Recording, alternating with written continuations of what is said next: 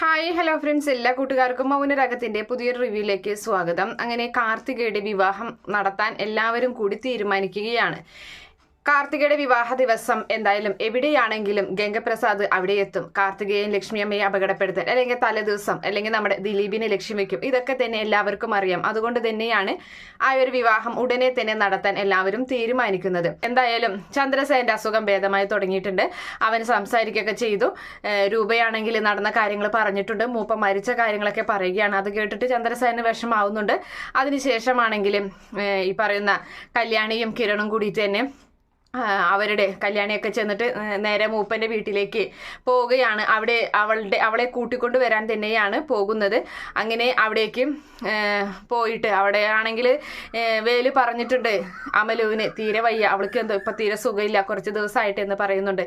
എന്തായാലും അമലുവിനെ കണ്ട പാടെ തന്നെ നമ്മുടെ കല്യാണിക്ക് കാര്യങ്ങളൊക്കെ ഏകദേശം മനസ്സിലായി തുടങ്ങി. കാര്യങ്ങൾ അമലുവിന് എന്തൊക്കെയോ ഒരു അസ്വസ്ഥത ശരീരത്തിനുണ്ട് എന്ന് മനസ്സിലാക്കുന്നുണ്ട്. അങ്ങനെ അതിനുശേഷം അമലുവിനെ മാറ്റി നിർത്തി കല്യാണം ചോദിക്കണം, അമലു നിനക്ക് എന്താ പറ്റിയത്? അപ്പോൾ പോയതിൽ നിനക്ക് വിഷമമുണ്ടെന്ന് അറിയാം, പക്ഷേ നിനക്ക് വേറെ എന്തെങ്കിലും ബുദ്ധിമുട്ടുണ്ടോ എന്നിങ്ങനെ ചോദിക്കുകയാണ്. അങ്ങനെ പൊട്ടിക്കരഞ്ഞുകൊണ്ട് നമ്മുടെ അമലു കല്യാണിയെ കെട്ടിപ്പിടിച്ചുകൊണ്ട് പറയാണ്, സാറമ്മേ എനിക്ക് തെറ്റ് പറ്റിപ്പോയി, ആ ദുഷ്ടൻ്റെ കുഞ്ഞ് എൻ്റെ വയറ്റിലുണ്ട് എന്ന് പറയുകയാണ്. അപ്പോൾ കല്യാണി ഇങ്ങനെ വാ തുറന്നിട്ട് കൈ പൊത്തി പോവുകയാണ്. എന്താ നീ പറഞ്ഞത് എന്ന് ചോദിക്കുകയാണ്. ഇതൊക്കെ നീ സൂക്ഷിക്കേണ്ട മോളെ, നിന്റെ ഭാഗത്താണ് കൂടുതൽ തെറ്റ് പറ്റിയത്. ഇന്നലെ ഒരുത്തനെ നീ അങ്ങനെ സ്നേഹിക്കാൻ പാടുണ്ടായിരുന്നോ? നിന്നെ എത്രത്തോളം സ്നേഹിക്കുന്നുണ്ട് ആ വേര്, ചെറുപ്പത്തിലെ മുതൽ നിന്റെ മുറച്ചെറുക്കൻ എന്ന പോലെ പറഞ്ഞു വെച്ചിട്ടുള്ളതായിരുന്നു. നിന്റെ ഭാഗത്താണ് കൂടുതൽ തെറ്റ് പറ്റിയത്. ഇനിയിപ്പോൾ എന്തായാലും അത് പറഞ്ഞിട്ട് കാര്യമില്ല. നീ ഇപ്പം ഇതാരെങ്കിലും ഇവിടെ പറഞ്ഞു എന്ന് ചോദിക്കുകയാണ്.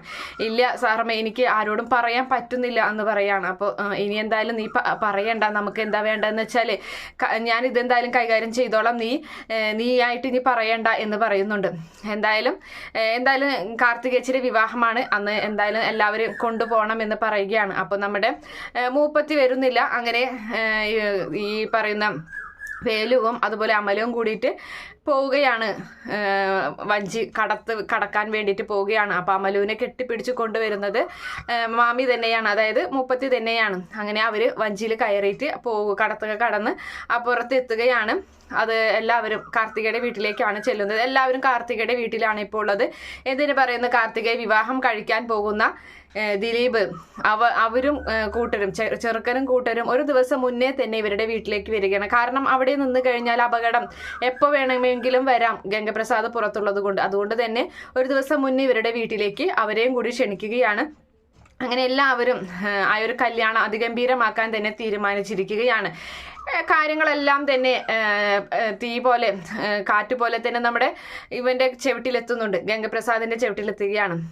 ഞാൻ എന്തായാലും കാട്ടിലുണ്ടായിരുന്ന സമയത്ത് അവർ ഈ കല്യാണം നടത്താന്നത് എനിക്ക് ഭാഗ്യമായി.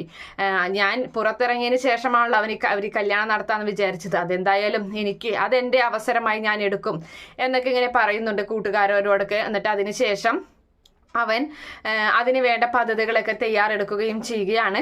അങ്ങനെ നേരെ ഗംഗപ്രസാദ് വേഷം മാറിയിട്ട് ഈ പറയുന്ന ഇവരുടെ വീട്ടിലേക്ക് വരാൻ തന്നെയാണ് തീരുമാനിച്ചിട്ടുള്ളത്. പക്ഷെ ഇവിടെയാണെങ്കിൽ ഒരു പരിചയമില്ലാത്ത ഒരാളെ പോലും ഇവർ ഈ കല്യാണത്തിന് ക്ഷണിച്ചിട്ടില്ല. തന്നെയല്ല, പാചകക്കാരും കാര്യങ്ങളൊക്കെ അല്ലാതും അറിവുള്ളവരെ തന്നെയാണ് ഇവർ ഇങ്ങോട്ട് ക്ഷണിച്ചിട്ടുള്ളത്.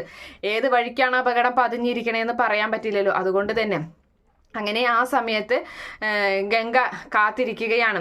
എന്തായാലും നമ്മുടെ അമലു ഗർഭിണിയാണെന്ന സത്യം കല്യാണി കിരണിനോട് പറയുകയാണ്. കിരൺ അത് കേട്ട് ആകെ ഞെട്ടിപ്പോവുകയാണ്. അമലുവിന് തെറ്റുപറ്റിപ്പോയല്ലോ, അവനൊരു വലിയ ചതിയൻ, അവന് വേണ്ടിയിട്ട് ഒരു പെണ്ണ് പുറത്തിരിക്കുന്നുള്ള, പിന്നെ എന്തിനാ ഇങ്ങനെ ഒരു ചതി ആ പെൺകുട്ടിയോട് ചെയ്തത് എന്നൊക്കെ ഇങ്ങനെ ചോദിക്കുകയാണ്. അപ്പോൾ ഈ കാര്യങ്ങളൊന്നും വേലു അറിഞ്ഞിട്ടില്ല കിരണേട്ട എന്ന് പറയുകയാണ്. അറിയാതെ ഇരുന്നിട്ട് കാര്യമില്ലല്ലോ, ഇന്നല്ലെങ്കിൽ നാളെ അവൻ എന്തായാലും സത്യങ്ങൾ അറിയണം. പക്ഷേ ഇതിന്റെ പേരിൽ അവളെ ഉപേക്ഷിക്കാനൊന്നും സാധ്യത വളരെ കുറവാണ് എന്ന് പറയുകയാണ്. അതിനുശേഷം കിരൺ തന്നെ വേലുവിനോട് കാര്യങ്ങളൊക്കെ അവതരിപ്പിക്കുകയാണ്. വേലു ആകെ ഞെട്ടിപ്പോവുകയാണ്.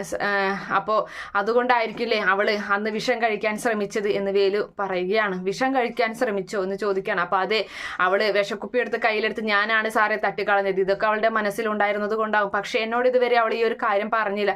വേലു നിന്നോട് എങ്ങനെയാ ഇത് പറയാ എന്ന് കിരൺ ചോദിക്കുകയും ചെയ്യുന്നുണ്ട്. എന്തായാലും ഇത് കേട്ടിട്ട് നമ്മുടെ വേലു പറയുന്നുണ്ട്, എന്ത് തെറ്റ് അവളുടെ ഭാഗത്ത് ഉണ്ടായി കഴിഞ്ഞാലും ഞാൻ ഒരിക്കലും അവളെ കൈവിടില്ല.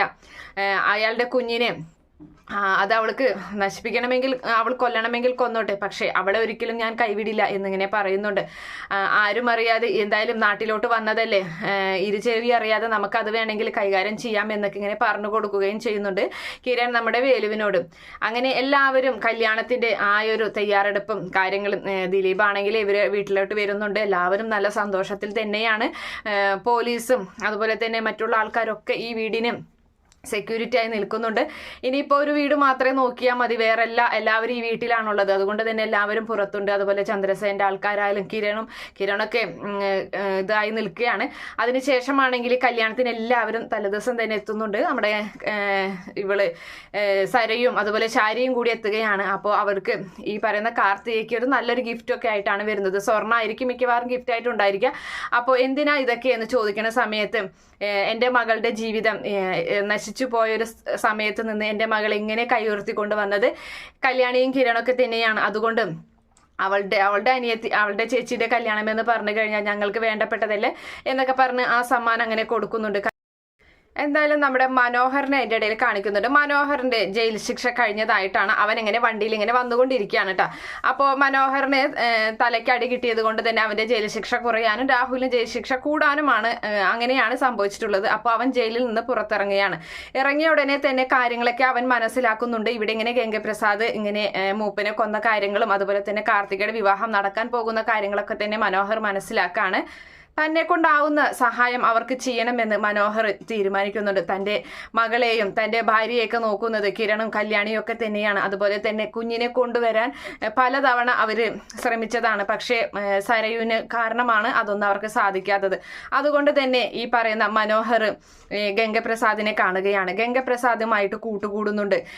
അവൻ ചതിക്കാൻ വേണ്ടിയിട്ടാണ് കൂട്ടുകൂടുന്നത്. അവനോട് പറയുന്നുണ്ട്, എനിക്കെന്തായാലും അവരോട് തീർത്താ തീരാത്ത പകയാണുള്ളത്. എനിക്ക് ഒരിക്കലും ഞാൻ ജയിലിൽ നിന്ന് പുറത്തിറങ്ങാൻ വേണ്ടിയിട്ട് മാത്രമാണ് ഞാൻ അങ്ങനെയൊക്കെ അഭിനയിച്ചത്. കുഞ്ഞിനോടുള്ള സ്നേഹവും കാര്യങ്ങളൊക്കെ നമുക്ക് രണ്ടുപേർക്കും ഒന്നിച്ച് നിന്ന് കഴിഞ്ഞാൽ അവരെ തകർക്കാം, സരയുവിനൊക്കെ ഇല്ലാതാക്കണം എനിക്ക് എന്നൊക്കെ ഇങ്ങനെ പറയണ കേൾക്കുമ്പോൾ ഗംഗ അതിൽ വിശ്വസിച്ച് പോവുകയാണ്. അങ്ങനെ ഗംഗയെ പാട്ടിലാക്കിയിട്ട് ആ കല്യാണ വീട്ടിലേക്ക് കൊണ്ടുവരുന്നത് മനോഹറാണ്. അത് നേരെ കിരണിനെ വിളിച്ച് നേരത്തെ തന്നെ അറിയിക്കുകയും ചെയ്തിട്ടുണ്ടായിരുന്നു. അങ്ങനെ ഗംഗയെ കുടുക്കുന്നത് നമ്മുടെ മനോഹറാണ്. മനോഹർ തന്നെയാണ് ആ വീട്ടിലേക്ക് അവനെ ക്ഷണിച്ചു കൊണ്ടുവരുന്നതും അവനെ അപകടപ്പെടുത്തുന്നതും. അങ്ങനെ മനോഹറിനെ നമ്മുടെ ഗംഗയെ കൊല്ലാൻ കൂട്ടുനിന്ന മനോഹറിനെ സരയുവിന് ഒരു ചെറിയൊരു ഇഷ്ടമൊക്കെ തോന്നുകയാണ്. അവനോടുള്ള ആ ഒരു വെറുപ്പും കാര്യങ്ങളും ഇല്ലാതാവുന്നുണ്ട്. അവൻ്റെ ആ ഒരു മനസ്സിന്റെ നന്മ അവൾ തിരിച്ചറിയുകയും ചെയ്യുകയാണ്. എന്തായാലും അങ്ങനെയൊക്കെ ഒരു ഭാഗമാണ് വരാൻ പോകുന്നത്. കാത്തിരുന്ന് കാണാം. ഈ റിവ്യൂ ഇഷ്ടപ്പെടുകയാണെങ്കിൽ ഈ ചാനൽ ഒന്ന് സബ്സ്ക്രൈബ് ചെയ്ത് സപ്പോർട്ട് ചെയ്യുക. Okay friends, bye, thank U.